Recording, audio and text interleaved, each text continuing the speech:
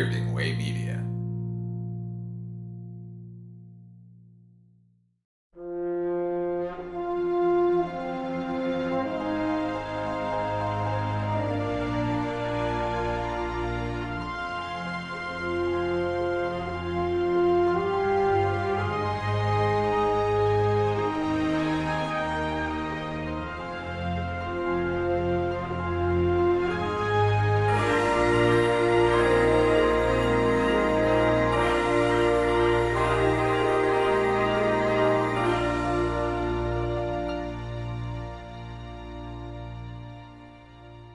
Welcome to episode 112 of the Filmumentaries podcast.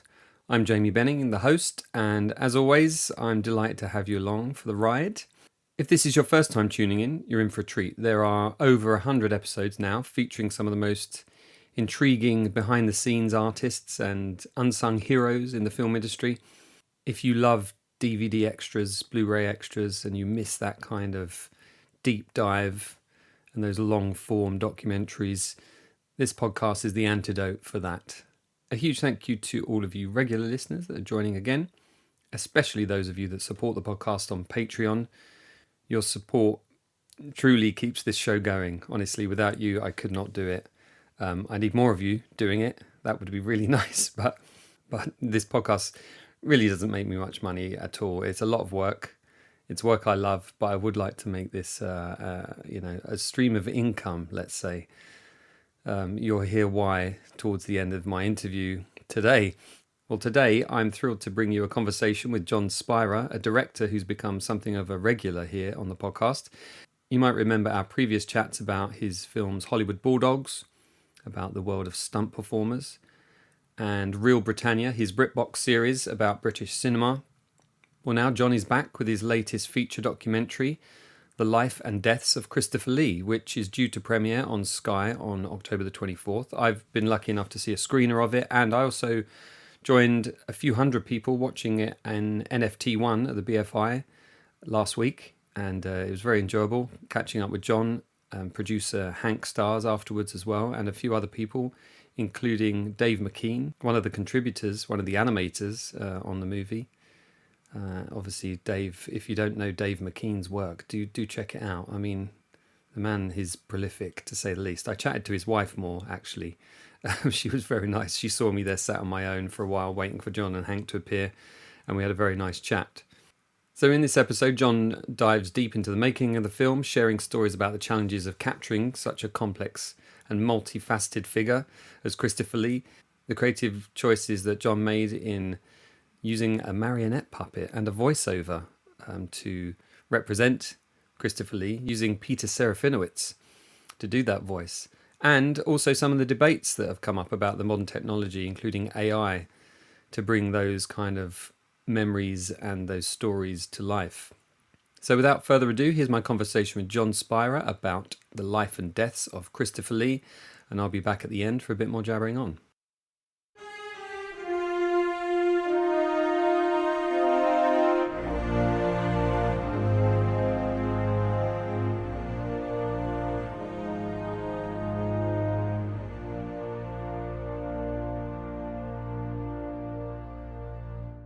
So, Jon, you're back the third time. You're the most recurring guest of all on the Filmumentaries podcast. We talked about Hollywood Bulldogs, your stunt performer documentary. We talked about Real Britannia, your series on BritBox. And now, I mean, when was that? That was 2021, 2022, and now we're in 2024, and you've made another feature documentary, The Life and Deaths, plural, of Christopher Lee. Where did that all begin for you, Jon? Like, what was the inspiration? Did you have the idea first? Were you approached? How did it all come about? I guess I had the idea first. It was it was right after Real Britannia, actually. It would have been around the time that we spoke. Yeah, I think you mentioned that you had something going on that you couldn't talk about yet, and yeah. I think it could have been, but that could have been anything.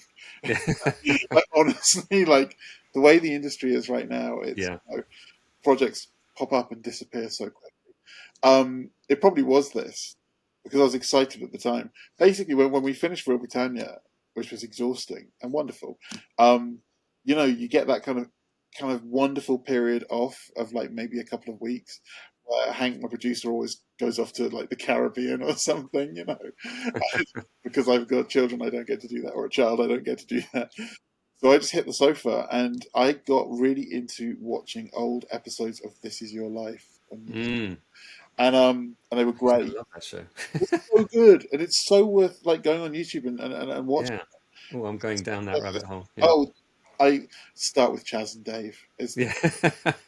and I was just watching loads of them and loving them. There's a beautiful Boris Karloff one, really lovely, and lovely like Laurel and Hardy. There's so many, and it said next up Christopher Lee, and I'm all in for that.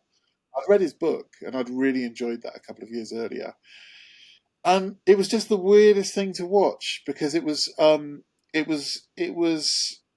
unlike any other episode of This Is Your Life, because if you actually watch it on a big TV and you look at his eyes, he is terrified from beginning to end. Right. He's clearly having a horrible time. And there's so many weird moments in it. Like at the very beginning, he kind of, when usually people are surprised, they laugh and go, "Oh, this will be great," or "Oh, Mm. too much for me." And he says something really weird, like, "Well, I guess the joke's on me." And it's kind of like, it's not a joke. It's like they're trying to pay tribute to you.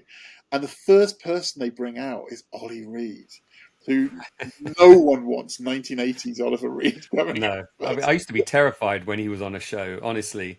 It's Him quite, and Rod Hull, weirdly, because Emu used to freak me out. But yeah, you don't know what's going to Ollie, happen. Yeah, yeah, yeah, no, that's true. Well, imagine being being Christopher Lee in that moment. yeah, And literally, Ollie Reed starts telling his anecdote about Christopher Lee. And if you listen to it, Christopher Lee is talking under him the whole time, contradicting him and kind of go, "Well, that makes for a good story."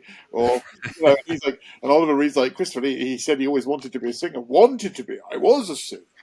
So he's really defensive. mm, There's a really weird moment later on where they bring out some of his army friends. And if you've read his autobiography, you realize that these are people who bullied him. They're the right, last people he would have wanted to actually see. They mm, got away with his wife looking furious.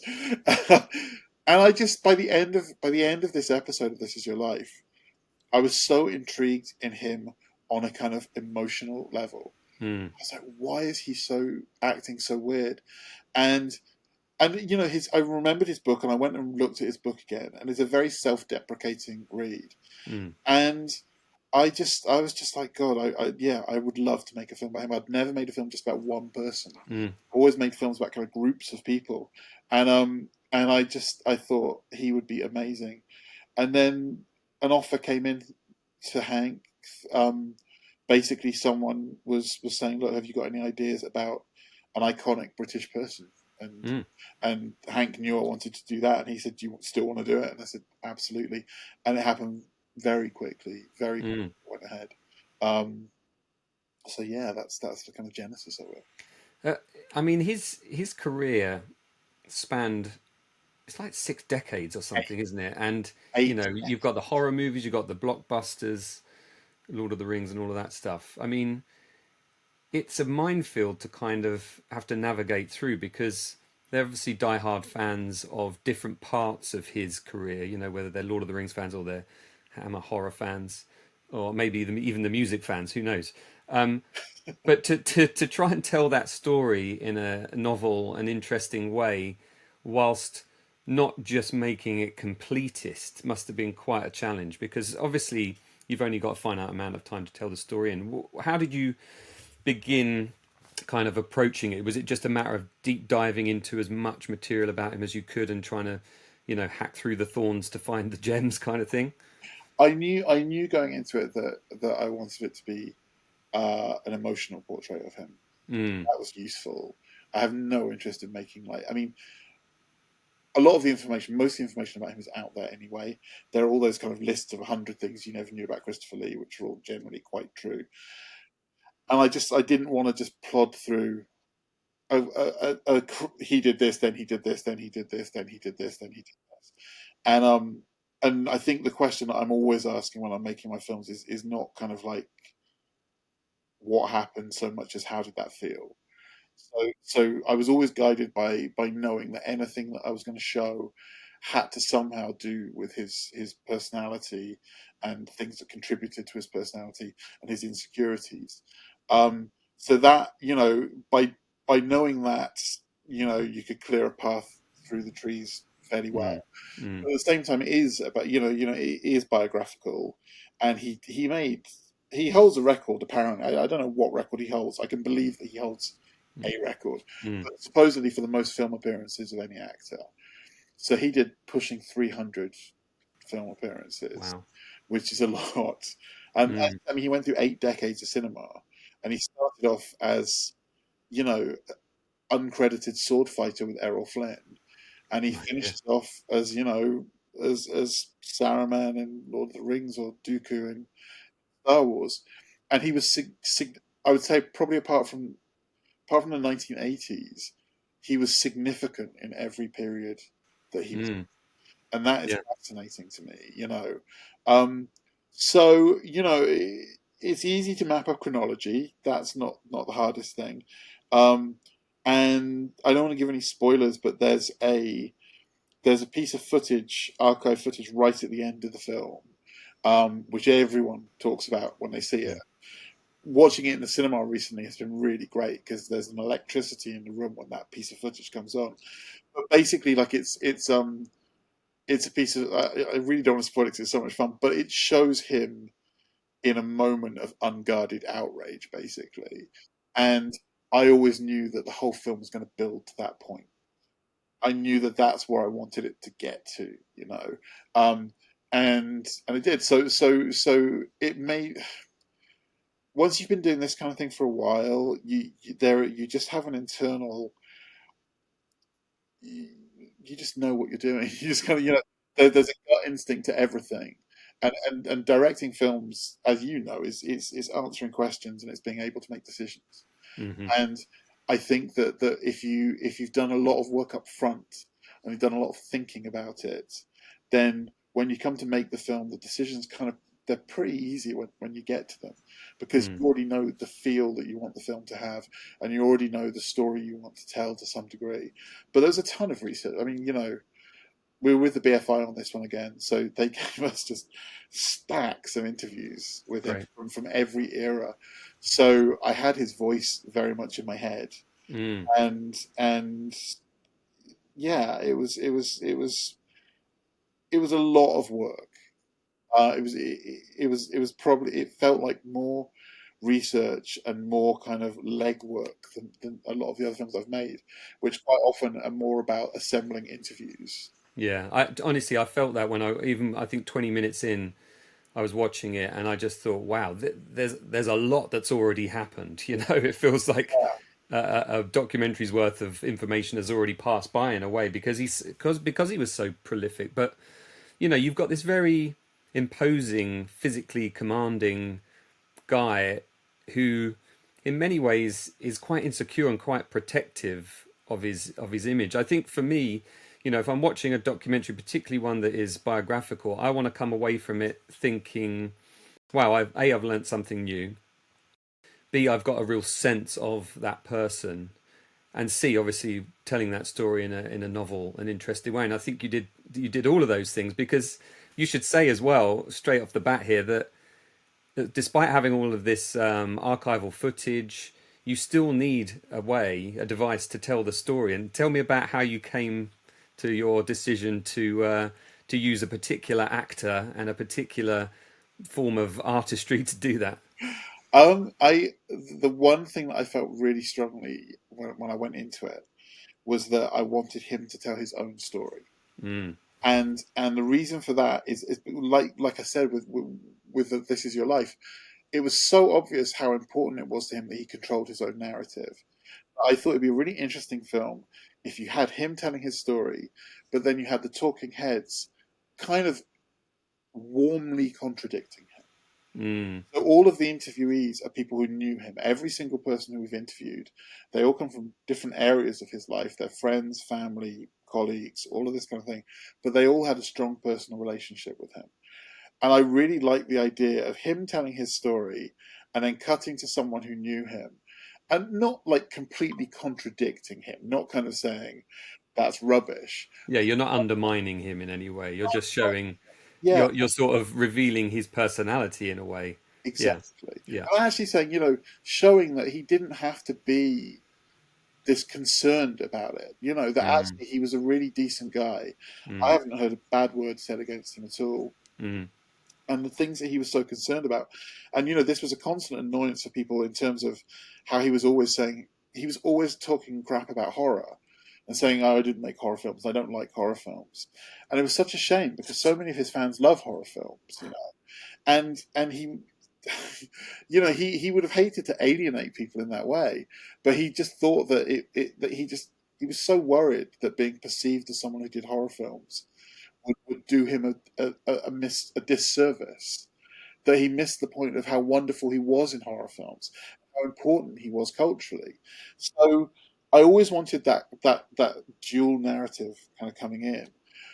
And originally, my first idea, I always just have these very weird cultural reference points in my head, and they always prop up at the right moment. It's like they're stored away, and then when a project is in its kind of very early phases, my brain just kind of bombards me with these things that seem random and unrelated, but actually kind of make sense.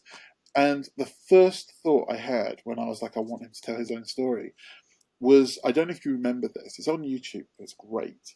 But about 25 years ago, 4 years after Bob Monkhouse had died, he was on a TV advert about prostate Yes, cancer. I'd forgotten about that. Wow. Yeah. It's really good, and it was one of the early uses of CG. And it was used really well, really sparingly, really cleverly. So it opens with Bob Monkhouse stood over his own grave, and he makes a joke like, "I always wanted to die in my sleep, like my father, not like all the passengers on his bus." Ha ha. Yeah. And he does all these wonderful quips, and then he moves on to the fact that he died of prostate cancer, and men should get checked because it's not a very nice way to go. And it gets quite dark. It's in a graveyard. It's got crows and stuff, and I was just, that hit me, and I was like, that's exactly what I want to do. I want Christopher Lee back from the grave, acknowledging that he's dead, and telling his story, saying, I've been allowed back for one evening, and I will tell you my story. So initially, we thought we were going to do it with CG, um, and there's a really great Christopher Lee box set came out a few years ago, um, about with his kind of missing European films had been found and restored. And Yeah. on there was a TV series that he presented, which was like a kind of Alfred Hitchcock Presents. So he just tops and tails every episode, Right. and he's always like, sat in a high back chair kind of thing. And we thought, if we can get the rights to this footage, we can use, because he's quite still, Right. You could use manipulate that. that, Mm. kind of do the mouth, Hmm. so we commissioned some tests, and it was right when that whole deep fake thing was happening and that technology was really kind of bubbling up. And it was just kind of creepy in the wrong way. It looked too real. All kind of, and also not real at the same time, because you can't. I think you'd need to do something with the eyes. Like, you can Yeah. change the mouth, but it doesn't change the rest of the face and stuff. Hmm. And it was a bit creepy. But the guy who was doing it said, this is just a test. Just, we can get it right. But then I made either the mistake or the clever choice of mentioning it to John Landis. And in his characteristic way, he just freaked out at me and just said, absolutely not. And was just like, it would be so disrespectful to him. And it was things that were in the back of my mind anyway. Mm. And it helped me make up my mind to kind of just go, okay, let's do something else. Let's do something different. And at that point, it was really sky's the limit. Mm. What? No idea is a bad idea. Let's talk about this. And at those times, that's when me and Hank, will go to a Turkish restaurant and buy a great big pile of grilled meat, and just throw ideas at each other and just say, Mm. no idea is a bad idea. Hank was the one who came up with the idea of puppetry. Really. Yeah, and it was a great idea. And at first there was this amazing guy who we were talking to who did. They were almost like a kind of paper caricatures, but they moved. Mm. To animate them kind of live. It's a really interesting kind of Mm. look. Um, can't remember. It just didn't quite sit well. It was really impressive, but it just didn't feel right. And then Hank was like, let's look into marionettes. And I just had my daughter's my there's that puppet barge in London which is amazing. Mm. And we booked that out for my daughter's birthday party, and it was so magical. And it was just like, wow, yeah, marionettes, string puppets. Let's go for this. And we found this guy. Hank found this guy, Andy Gent, who does all of Wes Anderson's puppets. He did all of the Isle of Dogs. Yeah. He does Tim Burton's. He did all the Frankenweenie stuff. Um, and he's this amazing, lovely guy who is also a ridiculous film geek. And we really clicked with him. And he was so great and so supportive. And because he loves Christopher Lee, he loves Peter Cushing, all of that stuff. So he just wanted to do it. His team are incredible. So yeah, we ended up saying, okay, we're gonna do a marionette. I'm gonna write a screenplay for this. It's gonna be an authored piece. Mm. And when Hank said, "Who do you want to do the voice?" the first person I said was Peter Serafinovich. And it just made sense because he's a great impressionist. I hadn't ever heard him doing Christopher Lee. Yeah, I hadn't either. So why did you come to that? Just because you knew he was capable, really? Well, I mean, firstly he's a great impressionist, and secondly he naturally has the sonorous voice, Mm. and that's the hardest part of a Christopher Lee impersonation, is keeping the voice down, so because it wasn't an affectation with Lee, his voice was naturally that low. So you need someone who can already do that. And I kind of just assumed, I just thought like, well, if he can't do it, he'll say no. Like, he's not going to take the job if he can't do it. So, but he said yes, and I didn't hear it for the first time until we got him into the booth, and it was great. And the thing that's great about it, which was something we kind of worked out together, is that you actually had to move away from the idea of an impersonation because they're so, by their nature, impersonations are kind of satirical and funny, which is fine occasionally for some lines and stuff. But actually, impersonations, then there's not the realism of it. And a sustained impersonation is just boring and sounds stupid and outrageous, Mm. So he managed to find it. He just managed to find the voice. Mm. Um, I kind of feel like it may not 100% of the time feel like an impersonation, like a kind of how you would expect Christopher Lee to sound if you were doing him. Mm. But what he finds is a realism, Yeah, and it settles down. it And does. people who don't know, when we were showing kind of people clips and stuff, they were assuming that we'd found, an audio book of his autobiography or something, and that it was real. So it was great. He was amazing. I think it took about 4 sessions to get the whole thing down, and he was brilliant. He would do this great thing. He had a favorite clip, which was Christopher Lee on Wogan. I don't know why it was his favorite clip, but that was his favorite clip. And he does a great Wogan as well, so he can do the. Yeah, that's true. Yeah, yeah, yeah. I've heard that. Yeah. But he would take a kind of run in at it, and we would start the clip playing, and he would just start talking along with it. And then after a while, he'd be like, "Okay, right, turn the clip off," and then it'd be absolutely fine. Yeah, it was great. He was amazing, and he's given Yeah. such a great performance. It's such a ballsy move, John, to do that with the puppet because it could easily have been naff, but obviously you've gone about it in such a way that it really grounds the documentary and you buy it very quickly. I'm always struck at how quickly, as a viewer, you suspend your disbelief. I remember at school, like a puppet troupe coming to the school, and I think I was probably like 10 or 11. I'm just becoming slightly cynical of kids' stuff, and I kind of rolled my eyes. And within minutes, I was completely engrossed and entranced by these performers. They disappeared, and the puppets were hilarious. What they did with the puppets was hilarious, and the whole school was roaring. And we still talk about it now, me and my school friends.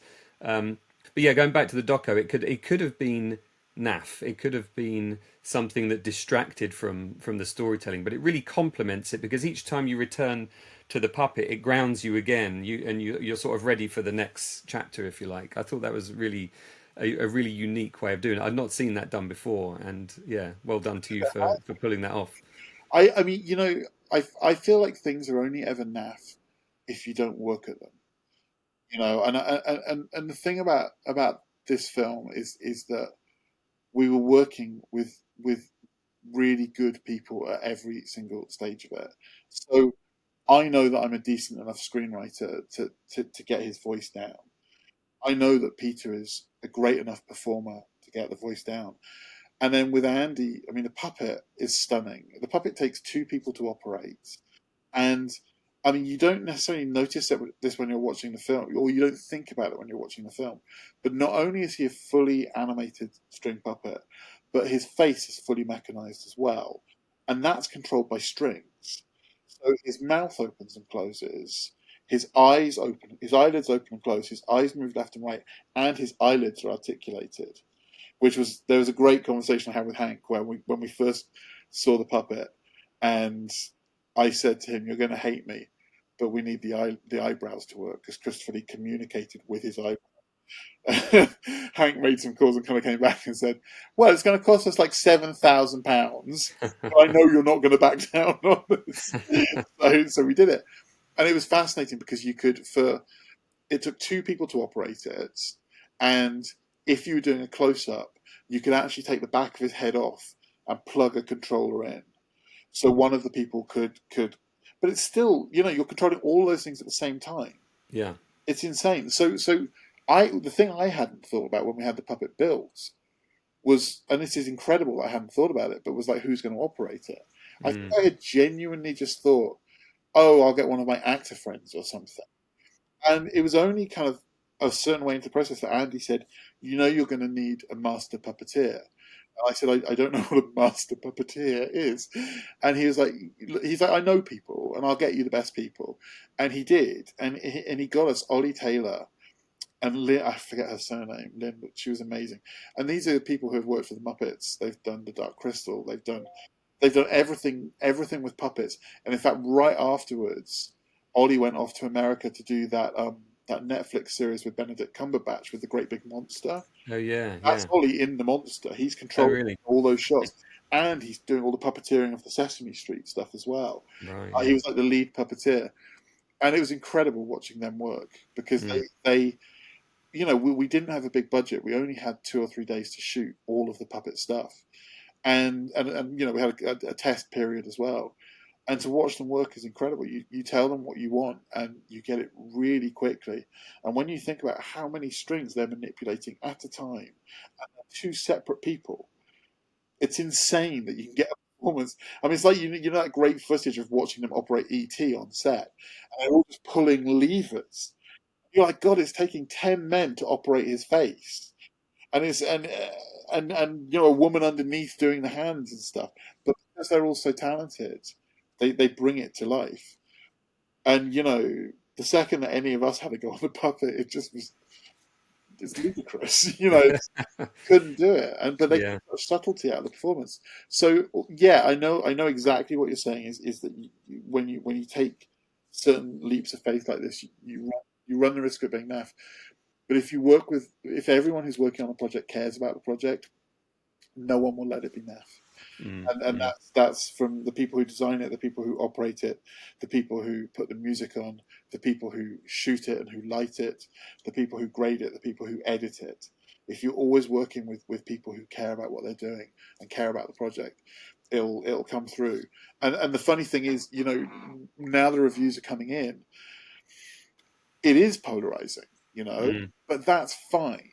Yeah. Like it's fine if Rather that than it just being, a mediocre review. exactly, Yeah. because if someone hates it, then at least I've made a bold enough choice that they've had a strong reaction to it. So I'm fine with that. And it really is quite Marmite-y. It really is people just going, "That's fantastic," or people going, "I have no idea why they did this." And those comments of I've no idea why they did this. Are they feeling that there's some disrespect towards Christopher Lee, or is it they just don't buy the device? What is it about that? Do they go into that and explain that? Not really, because they're generally idiots. No, Because they're wrong. because they watched it wrong. I mean, like no, I mean I can sound very arrogant when I talk about things like this, but I think you have to have a certain sensibility to watch certain types of film, and I think there are all of my film because all of my films are about films and about film culture. The risk that I run is that there's always a large fan base of people who are excited to see them. But they're usually not the kind of people who are coming from a point of cultural reference that I'm coming from. So Yeah. they won't have watched the documentaries that I've watched. They won't have been interested in the things where I'm taking my influences from. Mm. And so I mean, like, Elstree 1976 was the classic. It was Star Wars fans who were so excited about a Star Wars documentary, and they saw it and they were just like, this is old people talking. Yeah. It's like, well, I love old people talking. Yeah, me too. I mean, it's mostly what my podcast is. Yeah, exactly. We're the youngest on this podcast right now. That's a bad thing. But yeah, so it's fine. So when that kind of criticism kind of comes in, if you've upset people, you're doing something right to some degree. I mean, yeah, if you were, there are people who get 1-star reviews for things which are genuinely bad, and because they haven't thought about them. But I I've had so many criticisms about earlier work about it being so reliant on talking heads anyway. One of the things that me and Hank were keen to do is to just bring more creativity into it and just Yeah. make it a kind of more lively thing. And with this film, because his career and his personal life was so colourful, it gave you such scope to interpret that for each section of his life. Because when you're hearing about them, they feel different. Mm. Present them really differently, really boldly, and you can take some risks. And what, if one of, I mean, we're getting all this flack in America at the moment because we use every form of animation there is in this film. We hired a whole load of animators, and a small percentage of that is AI, and we're getting a huge amount of flack in America for using AI at all, Mm. even though it's not like I just typed stuff in. I didn't get a piece of software and type in, give me something to cover this. Mm. I hired animators who use AI as a tool, and there's a lot of flack for that. But then that's kind of fine. Like I hadn't thought of that as even being an issue. But if that's upsetting people, then I'm really glad because it's making people think about it and it's starting a conversation about it. Yeah, and what was it about that sequence in the movie that you felt that AI was the right route to go down, and you needed something that couldn't necessarily be invented by yourself or by No, an animator? What was the thought behind it? I didn't even know it was AI. When I first saw the sequence, I was like, "That's just stunning." Genuinely, what happened is that we've got an amazing associate producer called Chloe Hancock, and she is really well connected. She's young, unlike the rest of us, and she's really well connected to a community of people who have just kind of graduated from art school. And when we said we want lots of different forms of animation, we went to some very established animators. Astrid Goldsmith, who did the opening kind of family tree section, which is the kind of Terry Gilliam film, Yeah. which is entirely stop motion cutouts frame by frame. We went to Dave McKean, who obviously did the stunning section about Tolkien and Lee's surgery. And then who were the people? Those people we knew. And then she said, "Look, I know loads of people." So she just gave me a ton of show reels, and I would go through these show reels and either say yes or no in terms of the style, and then if I would look and see what section I thought the style suited. So Cornelia did the section that's in question, which is that it's a great fact, but Christopher Lee witnessed the last ever death by guillotine Yeah. in France. He was Crazy. it Yeah. had a huge effect on him. Mm. It was a very disturbing thing. It really Mm. messed with his head, and I think the only thing that stopped him messing with his head even more was the fact that days later Britain went to war, so he just had other stuff to kind of worry about. But it's a great section in his autobiography, and yeah, when I saw her animation, I was just like, this is the style I want because it's so dreamy and kind of almost nightmarish. And she did this amazing job. She took a bunch of photos. We found photos from the actual execution Yeah, of the guy being led out. He was called Eugene Weidman, and there were these great photos of him being led out, and she used AI to animate those and to bring those kind of to life. And then she also used stock footage. The guillotine shot was a piece of stock footage that she'd found. And then Mm. she went out and filmed stuff as well. And she combined all of these elements with this amazing AI thing. And what, like I say, I didn't know it was AI at the time. And even if I had, I wouldn't have cared because it looks so great. Mm. And and what it feels like is it just feels like every single pixel is alive, and it Mm. moves from kind of from frame to the frames are always moving, and they have a life of their own. But it's the thing that it really reminded me of when I first saw it was like when I was a kid, I used to eat Rice Krispies, and I would look for a picture in the milk in the Rice Krispies formed in the milk, and then I'd stir the spoon around and watch them settle into another picture, Mm. and it felt just like that, which I loved. So yeah, so kind of that's how that came in. So I think there's a lot of knee-jerk reaction to AI, which I understand. It's got a lot of scary implications for, for our industry and stuff. But I also think it's a tool. And I think if you put any tool in the hands of an artist, you'll end up with something really amazing. So it's it's opening. I hadn't expected to, but I think it's opening a dialogue, and that's absolutely fine. That's good.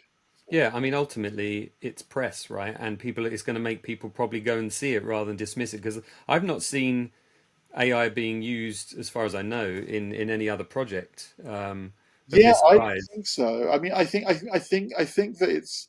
I think in the next few months you're going to start seeing it. Um, I was telling you before, but like Collider just published a thing which said that I've elevated lazy filmmaking to a new degree um, by using AI, and which is weird and hurtful and wrong.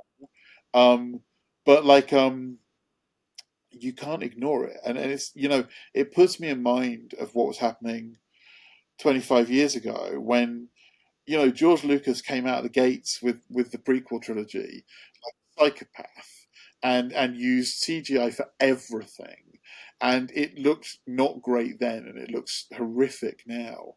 But actually back then, if you looked at how other people were using CG who weren't necessarily doing the Jurassic Park dinosaurs were great. There were some great moments of the big CG, but actually the thing that no one was thinking about then was that in the background CG was replacing the whole world of matte painting, and it's the CG you didn't notice, which was subtle. It was the stuff that wasn't showy, that wasn't there's something that shouldn't exist, but it does exist. It was used to incredible effect in films and elevated them in ways you couldn't even think. And there were whole films where you wouldn't even guess there was CG in them. It changed what you could do with historical films. You could get great shots of a 1950s street with just cars going down it. Yeah, well, I remember the first time that really struck me was David Fincher's Zodiac. There's Absolutely. so many Absolutely. CG shots in that, VFX shots in that I had no idea about because they were used in the right way, right? And that's the thing about these tools, isn't it? It's finding a way to use them that tells the story that you want to tell without distracting the viewer. Maybe Never this a problem. person who reviewed on Collider was distracted by it. I think the headline is "It's ruined by AI." That's right. Um, That's right. The but headline of the whole article is that the documentary is ruined by AI, and there's yeah, 3 minutes of AI in it, and I stand by all of it because it's beautiful. But you can't get angry at the tool. You can get angry at the people who use it and how they use it, yeah, and I totally get that right now that there's a whole group of people whose careers are about to be destroyed by AI. People who design book covers, people who commercial artists are going to suffer from this. Um, it's going to come into filmmaking. I mean, they're saying that it's going to come into screenwriting and things like that. yeah, yeah. It's going to affect every part of life. I mean, I had a weird conversation with my wife last night when this whole thing happened, and I was upset about the fact that this had, and she told me that she actually uses AI for a lot of her emails now. Right, yeah. She deals with so many emails all day. Hmm. Actually, it's great to have the email pop up and you just edit it and you send it. Hmm. If it's not important, if it's not a personal email, if it doesn't need that personal touch, So I get it, and it's just a tool. And yes, you should be angry at people who misuse it, and you should be angry at people who, I mean, the implication of the reason I'm upset and offended by the Collider piece is because the implication is that I have done people out of work Yes. by creating it myself and sticking it in myself. Yeah, that's what I was just going to say. It's not, I mean, you've gone out of your way to employ people from I, all the different, artistries that are involved in the film. And I mean, there's puppeteering, there's model building, there's, traditional animation, there's everything. I mean, everything. It's nothing. And if you don't like it, that's fine. If you look at it stylistic, I mean, that's what's upsetting, is that is that the reviewer called it a barbaric use of AI, and I'm just like, fuck you. It's not barbaric. It's an artistic use of AI. Like a barbaric use would be just to have a photo of Christopher Lee, just make AI. I don't know, make him put him in a place or something. I don't know. I don't know, but like, it's anything but lazy and it's anything but barbaric. Like we used artists who decided to use it as a tool, and we paid them fairly, yeah, and also I gave them a lot of kind of creative latitude as well. I respected their work, and I said, this feels like your work would suit this section. So just give me what they would come back with an idea, sometimes with some sketches and stuff. But generally, I didn't even have comments. Generally, it was just like, no, you're the right person for the job. You interpret this. I've already got the script. I've already got the dialogue running through it. We had a great sound designer, so it was just kind of like, it'll be fine, because we hired great people. So it's that's what's annoying is people misunderstanding this kind of thing and having this knee jerk, pathetic like reaction to it. And maybe they're scared that AI will replace film criticism. I don't know. everyone's a bit scared, honestly. I mean, it's coming into my part of the industry, into live sports television, but it's coming in ways, and I think I mentioned this on another episode, but it's coming in ways which we didn't expect. It's not replacing us as live editors, it's actually augmenting what we do. It might be writing frames in between frames to make it a super slow motion, or it might de-blur, or one of those things, which of course has implications on the sort of hardcore analysis that you need for tennis and cricket and things like that. But for storytelling, it's actually a really good tool because it means you can have a shot that was 4 seconds turn into 12 seconds, de-blurred, and suddenly you can tell the story that you want to tell that you couldn't tell before. Absolutely. Which improves things for the viewers. The Let's worry, the worry of that is, I mean, in fact, one of the big worries in the industry is that the first thing it's going to replace is editors, mm, because it can learn the algorithms. And when you look at how modern TV is put together, I mean, mm, you look at an episode of MasterChef. mm. Every episode is Yeah, exactly the same. They use the same. very formulaic. Yeah. They just drop in the shots. That I'm sure that they have. I'm not being mean. I'm not denigrating it, but like I'm sure they have a timeline. Oh, with a It's template for literally sure. just bonk, bonk, bonk, bonk, bonk. You just drop those shots in, and that means that could be edited by AI in a heartbeat. The issue isn't that the technology can do that. The issue is that you would have kind of arsehole companies and arsehole broadcasters doing people out of work and doing it cheap. That's Hmm. the issue. Not that the technology's there. The issue is people just, and we'll see what happens with the audiences. We'll see if the audiences accept that kind of content.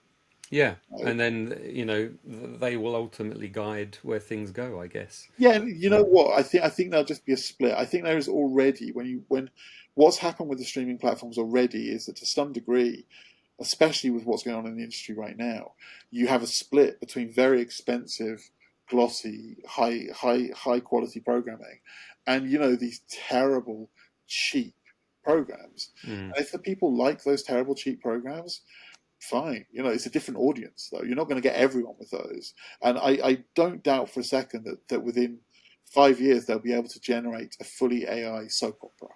Mm. I'm sure they'll be able to do that. But Yeah, the question is, what kind of human being is going to want to watch that? yeah, Is it sustainable as a business model? And if it is, great. But you're not going to get everyone. You and I aren't going to watch that. no. It's the whole point of these things. I don't even watch the real ones. Exactly. You know? So yeah, it's another tool. It's bound to be controversial, but I think it starts a conversation, which is a positive thing. Let's move on from that viper's nest there. Um, Please. but what I like about the film is that you focus on his career, his personal life, those insecurities that I mentioned, but also the friendships that he had with people like Peter Cushing, which I always find so endearing. I think they're fantastic together because they played so many roles together in these horror movies. Yet they're the sweetest guys when it comes down to it, and Vincent Price as well. How important was it for you to kind of humanize this larger than life figure, because you have a responsibility as well, I think, don't you, particularly when you're focusing on one person? There is a level of responsibility there. How much did that kind of impact on your decisions? I was never going to like. I never wanted to like do him over, so it Mm, was always going to be okay. I've had a guiding principle since I first started doing making documentaries, which is that I wouldn't put anything about anybody in one of my films that I wouldn't be comfortable sitting next to them in the cinema and watching. And actually, my threshold for that is quite high, like mm, because actually the truth is that most people, when they see themselves in documentaries, don't like it and have mm, issues with it. But I would still be able to sit next to them and defend my choices. You know, so that's my kind of guiding principle: is I'm never going to fit somebody up. You know, it's I've got I'm just not interested in that kind of thing. I'm not going to make that kind of film. So I wanted to show a fairly kind of rounded vision of him, you know. But there's not a lot of negative stuff out there really. I think the negative stuff is much more about him being difficult to work with because he wanted to get the job done right. mm, You know? And even that stuff, there's stuff that I could have put in the film, but I just didn't want to. It just mm, wasn't a point in doing it. And also, like this, the whole film is just it's about empathy. Like the whole point of the film is going because you need a point as well. You need to know that you're saying like every documentary. I think for me at least, I either am asking a question or making a statement, and I vary between those two things, and I have to make my mind up before I start a film as to what I'm doing, what I'm saying, or what I'm asking. You know, and in this film, what I am saying, my intent right from the get go was that I wanted the audience to take away was just here's Christopher Lee. He is an impressive, tall, imposing, erudite, educated, intelligent, expressive, talented, prolific man. And he's as fucked up as the rest of us. mm, mm, Know? And that's a really valuable thing for people to take away, to be able to go, oh yeah, even these people who seem almost like authority figures, who seem so impressive that you know that you're kind of nervous around them and that kind of thing.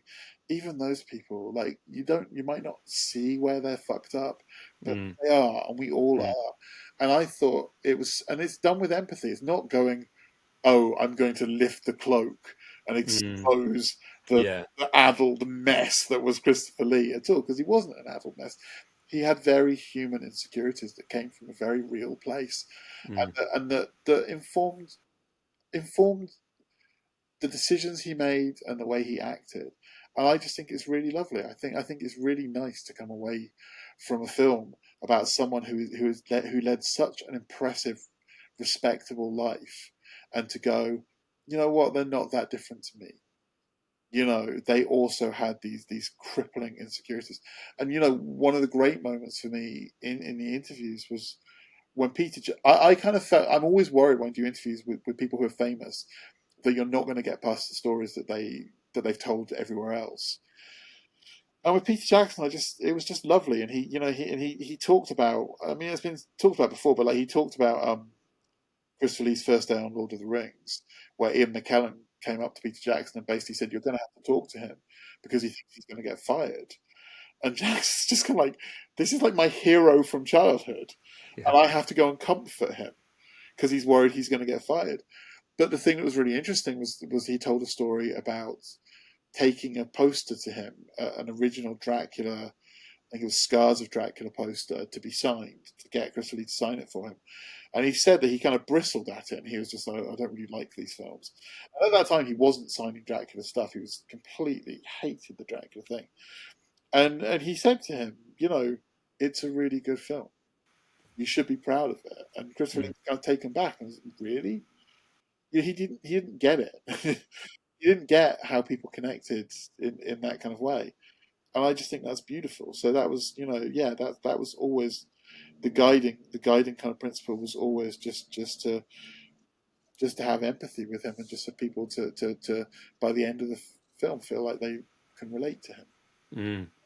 As you know, we're all complex ultimately. And the other thing I was thinking about that could probably be complex for you and for Hank is to know where to sort of how to navigate the sort of festivals really, because Christopher had so many different parts of his career. I mean, did it premiere at Fright Fest? Is that It right? did. It did. Yeah, obviously there's that hardcore of horror fans that will react to the documentary, but then there's that broader focus in the film. How has that been trying to find its kind of place? To be really honest, we've never really done film festivals before this. Mm. I hate film festivals. I really do. I went to a lot when I was younger, and when I was starting out, when I was just coming out of film school, I would enter film festivals, and God kill me for saying this because we're in a bunch of film festivals right now. But I'll be honest, and I don't mind it going out. I don't like gatekeepers, and I think that the way film festivals operate is they send people out all over the world to scout for films that are coming up. They feature films which would generally get quite a big release anyway, and those studio films use the film festivals as a launching pad. And then in the back door, they're charging independent filmmakers, and starting out filmmakers who have no money whatsoever. They're charging them 50, 100 quid to enter, and they're not even being seen most of the time by the people who are really selecting the films.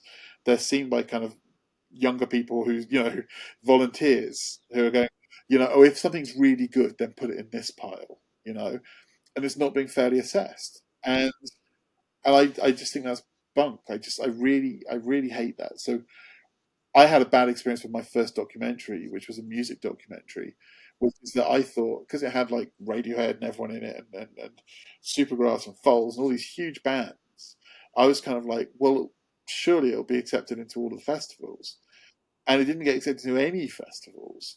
And it got great reviews. It did kind of well, but I think the reason it didn't get accepted is because I had to go in through the back door process where you pay 100 quid. I don't believe that the right people are watching those films, and I don't believe they're being watched in the right way. I don't necessarily believe they're being watched the whole way through or watched at all. I just don't like these kind of figures who have that kind of power. But what's happened with this one is we just got a lot of requests for film festivals. So it gets it out there, and you go, yeah, Fright Fest is different. Fright Fest have always supported emerging talent, and they've always made a huge point of it. And not only that, the people who attend Fright Fest, because I used to go the whole way through my kind of 20s and kind of early 30s, people who attend Fright Fest are looking for that kind of thing as well. They're really open-minded. You'd think it'd just be hardcore horror nuts, who just want to see the latest whatever. But the truth is, they love spending a whole weekend discovering new things. So when Fright Fest offered us, it was just like brilliant. 100% will do it. Everyone else, I can take or leave. Like, I'm happy it's being shown in places, but I don't like that kind of thing. So there's not a strategy with it in that kind of sense. It's if people want to show it, then they can show it. Mm. Mm. Was there any sort of craving on your part navigating your way through this and all the interviews to sort of wish you had a few moments with Christopher? And were there any questions that you felt that you would have asked him or that were unanswered in the film, or were you pretty happy that you covered all the things you wanted to cover? I think someone asked me the other day the most interesting question I hadn't even thought of, which was, what do you think Christopher Lee would think of the film?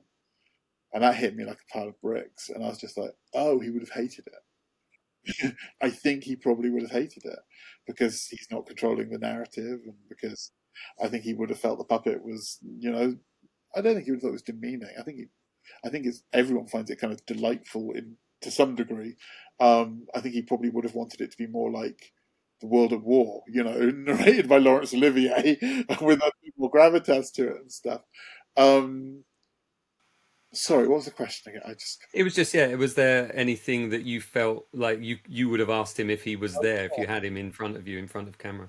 I would have asked him exactly what everyone else asked him, which is about his post-war activity. Mm, I mean, that's what people want to know. And we've had a slight problem with this film in that for some reason there have been kind of viral, because whenever any information goes out onto the internet, these kind of viral companies cut it up and stick it into kind of things.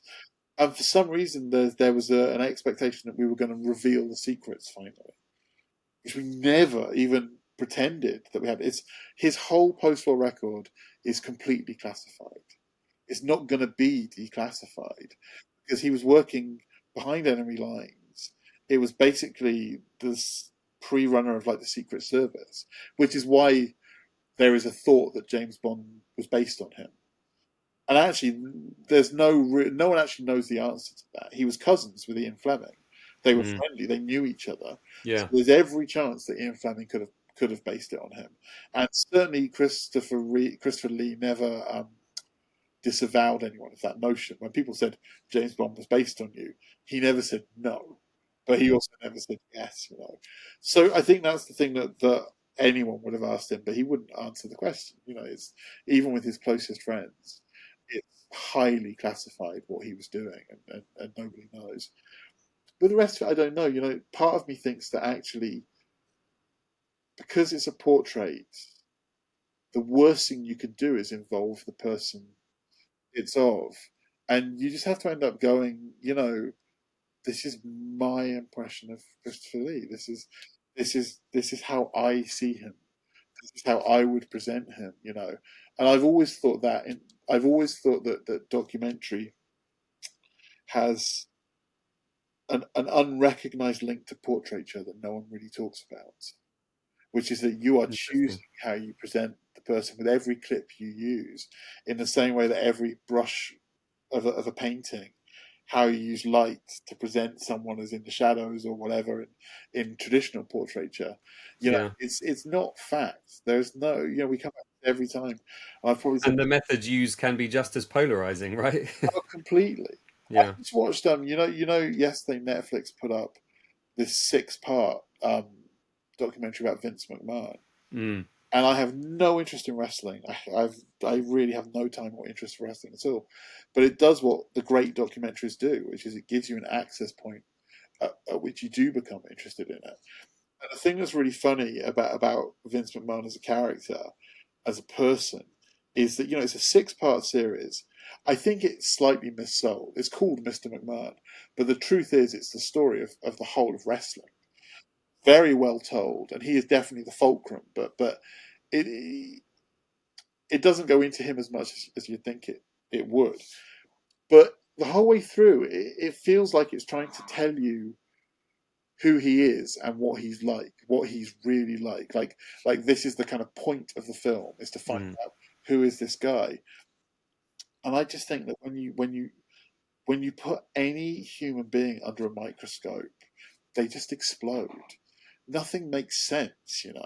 And kind of at the end of that documentary, you've got one guy saying, well, look, he's just been arrested. He's just resigned because of all these sexual assaults, like proceedings which have been brought against him, which are kind of unassailable. And then you've got another guy saying, well, you know what? My wife had cancer and she was given 4 years to live, and that was 24 years ago, and he's paid for all of her treatment.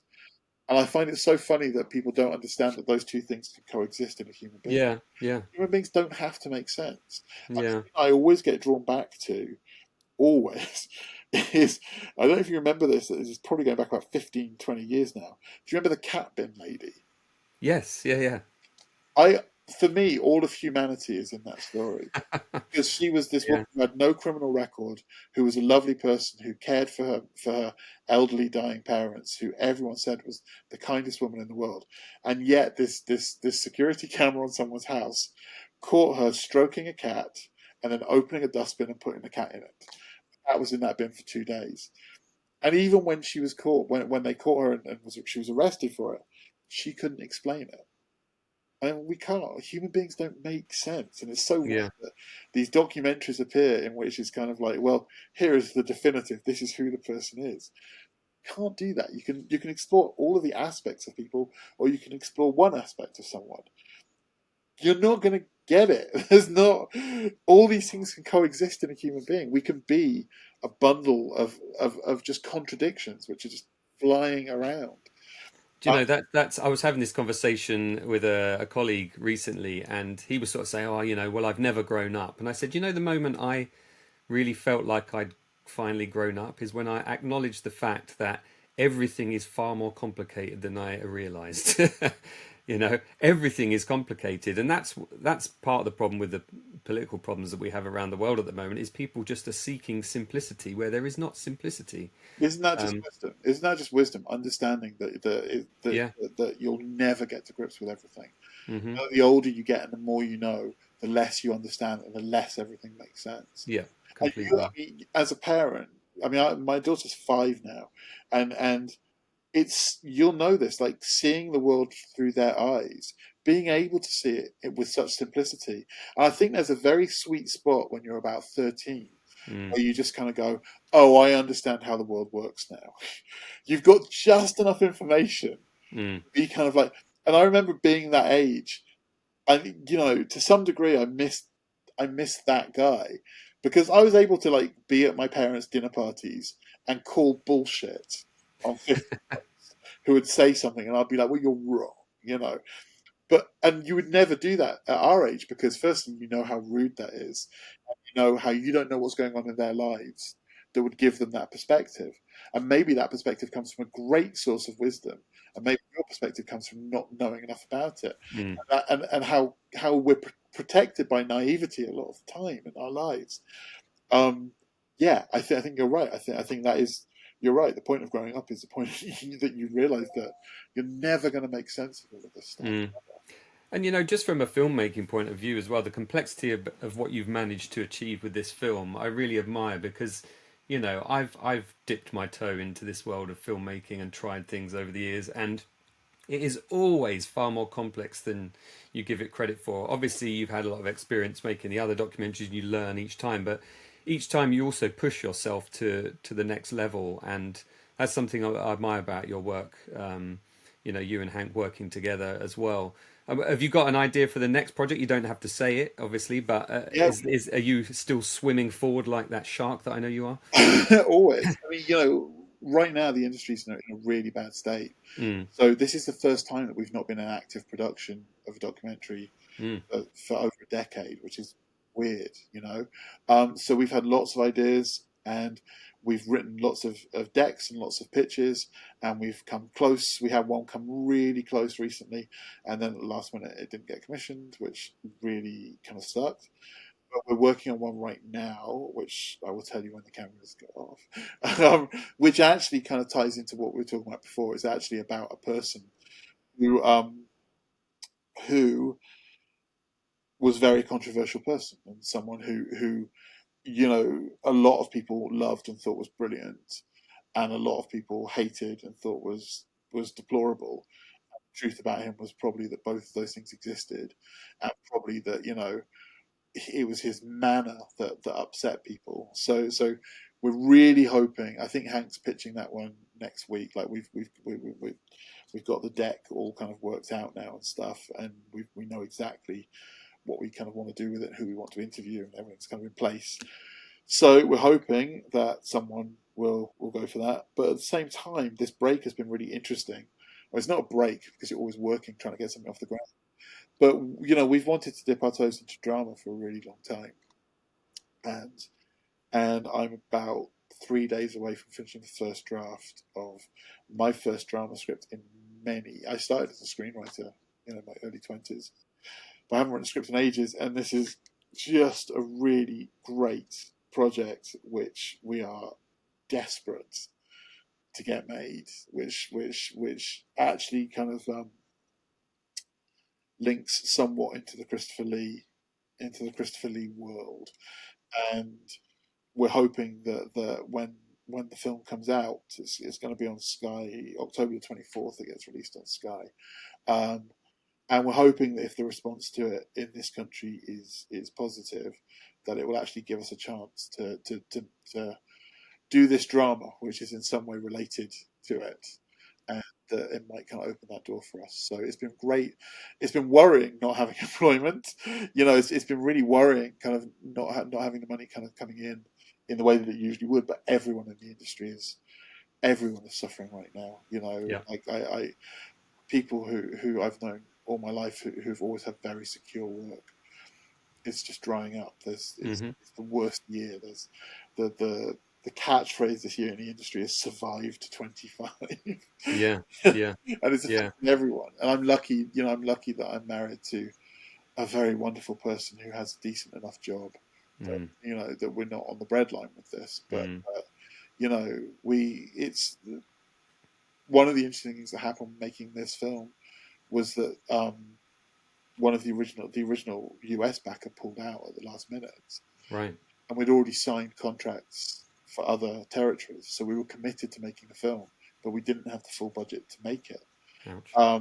And the upshot of that basically is that we got it made, we got it finished, we got it delivered, but me and Hank haven't been paid. Mm. That's like 2 years of work that we've not been paid for. Wow. And if we don't get an American sale, we won't get paid. Mm. Which is something we've kind of had to understand Mm. and Mm. hope that moving forward that there's something's going to come up that will pay. Mm. But it's anyone right now is kind of lucky to be working, and actually Yeah. the truth of it is that we all have to be working 3 times as hard as we were before to Mm-hmm. try and generate the work. So Mm. I don't know what's going to happen. I'm very kind of, everyone's saying it'll be better next year, and I don't get how. People are kind of saying, oh well, the streamers overspent for so many years that they're just taking a year off, and I'm not sure if that's true. Mm. If that's Even my part of the industry has always, been kind of protected in a way. Sports seems to always survive recessions to a certain extent, but I've noticed it this year. I've seen some well-known big companies suddenly just slicing 25% off of a daily rate, or not providing a hotel, or not providing meals, or everybody is really tightening their belts, and we're all feeling it. Some of us are lucky to be working for big clients who seem to be protected from that, but that isn't the entirety of my income. It's sort of 60% of my income, and the other stuff was made up by other clients, who, some of whom have just kind of disappeared, or like I say, they're just not honoring those long-term agreements that we've had in terms we of what we get paid and how many days we get. people and the thing that people outside the industry don't understand is that it's people at all levels of the industry who are getting whacked by this, and you know one of the things that me and Hank, there was a point right before Real Britannia where we could have done that thing. We could have said, well, we're going into this TV series, so we should get an office and we should get a staff and we should Mm. get a couple of edit suites so that we could do all of this in house. And to be honest, it was quite difficult to do Real Britannia in terms of having 4 episodes all being made at the same time by different editors in different places. It probably would have been slightly easier to have it in one place, but we're so lucky that we didn't make that kind of financial commitment, because right Yeah. now if we had to pay rent on an office, and if we had staff, people are having to let their whole staffs go, Hmm. and they're going into debt because they've got these rent and rates that they have to pay because they've signed a 5-year lease on a property and stuff. And I'm so glad that it was a decision that really could have gone either way. I think I'm so glad we didn't do that. Yeah. And I don't know what the outcome of this is going to be. Mm. I really don't know what it's going to be.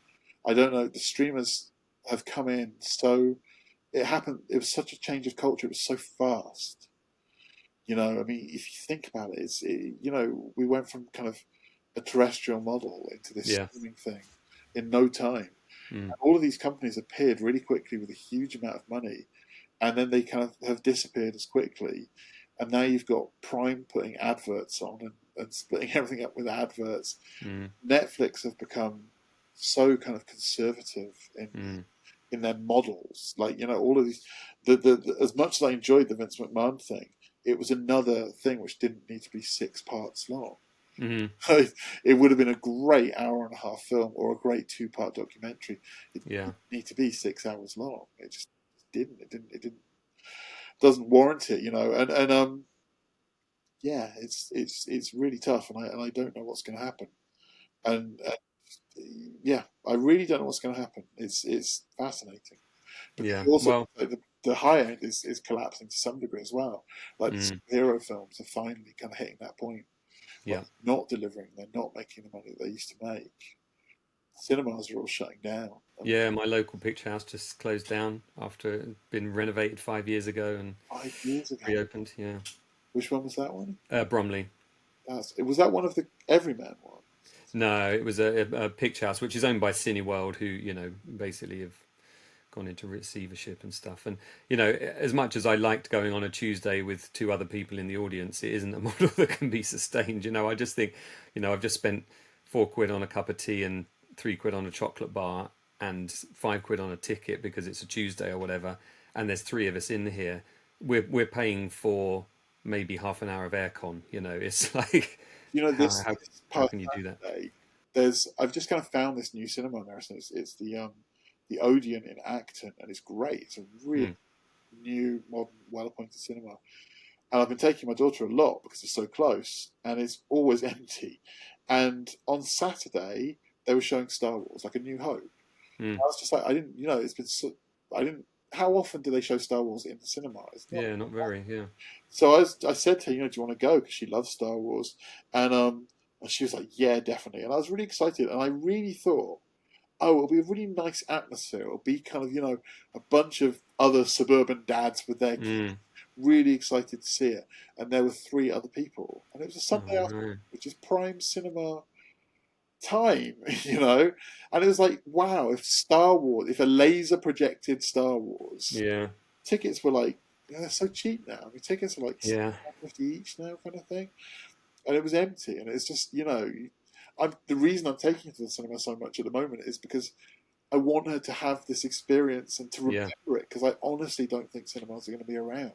Yeah. One of my colleagues the other day said to me, who's in quite a high position these days, he said, I said, oh, we used to go to the movies together. We're both movie fans. And I said to him, what's the last film you saw? And he said, oh, I haven't been for ages. I haven't got the attention span anymore.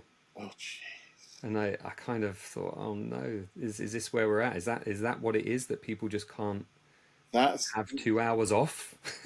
that's very depressing and true. I have to discipline myself when I'm watching a film to go, right, I'm turning my phone off, Mm, turning the laptop mm, off, I'm turning the lights off. I'm going to watch this film. But the reason I stopped going to cinema for a really long time.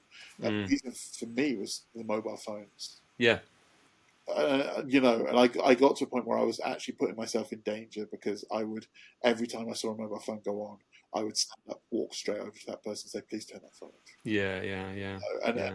I couldn't deal with it. It takes you out of Mm, the experience. And mm, also, mm. all the cinemas now, they don't mask the screens anymore.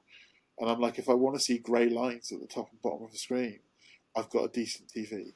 Yeah, This is not what I pay for. Like, I yeah, for a black box where I can escape through that window at the front. Um, it feels like it's all doomed.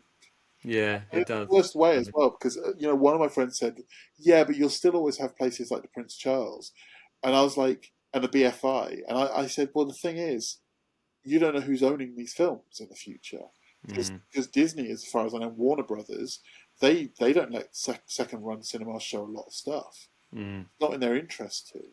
mm, I mean, we had a whole problem on the Christopher Lee film, in that there was one particular company who owned the rights to a lot of his films. The rights on this film were really difficult, because even the Hammer films aren't all held in one place. right. So he's done 300 films for every different company in the world, companies that no longer exist, Mm, huge studios and stuff.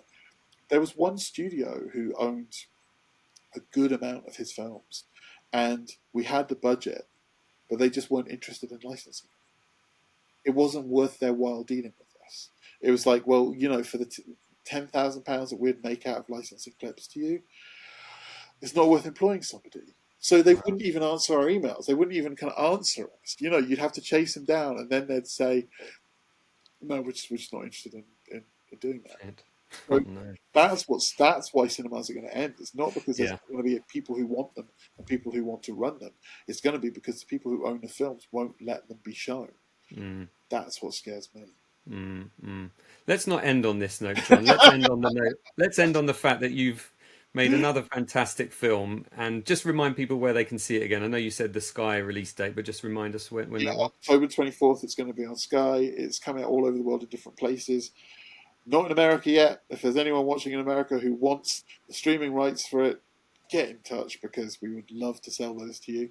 Hmm. We're putting together the Blu-ray right now ourselves. We're self-releasing the Blu-ray, and if you just go onto either Pledgebox or Kickstarter and search us, you can pre-order, and that'll be out in before the end of the year. So Cool. that's right now.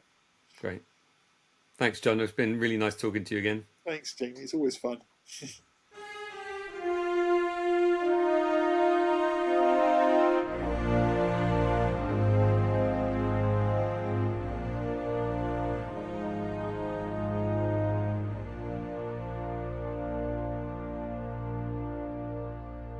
Well, I hope you enjoyed my conversation there with Jon Spira. It's always a pleasure to have him on. In fact, I was thinking Jon and Doug Weir have both been on the podcast 3 times now. So it's going to be a race between them as to who can get back on about their latest project. So just a reminder that the Christopher Lee documentary, The Life and Deaths of Christopher Lee, is going to be on Sky on the 24th of October. Jon and I could have carried on talking. There's always so much to explore. I think I said this in my last episode. I come away from these chats with people with more questions. Luckily, I was able to have a bit of a conversation with Jon when I saw him in person at that screening, and Hank too, as somebody who's been trying to get a documentary funded, my Joe Alves documentary, which I'm chipping away at still with Paddy. It's very interesting to chat to people who've succeeded in this area multiple times in the case of these 2 gentlemen.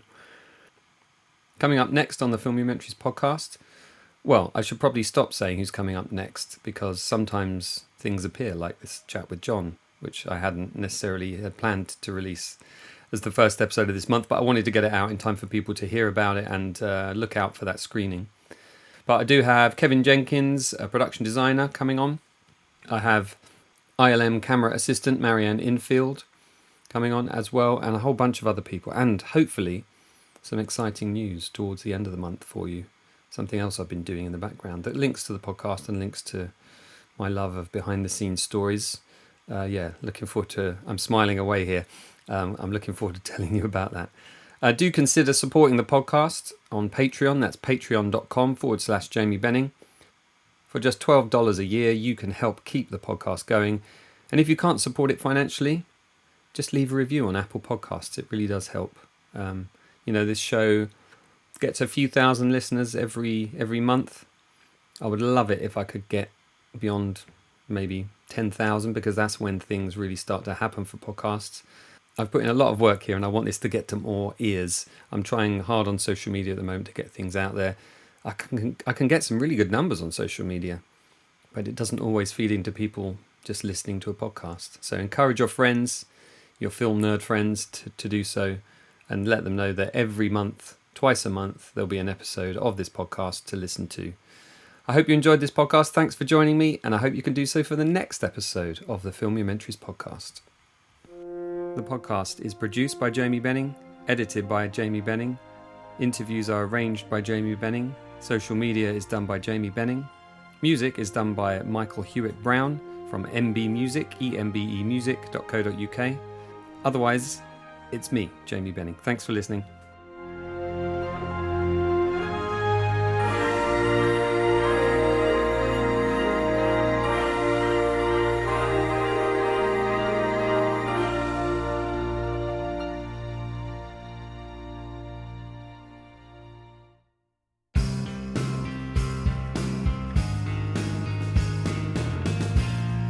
We are getting way beyond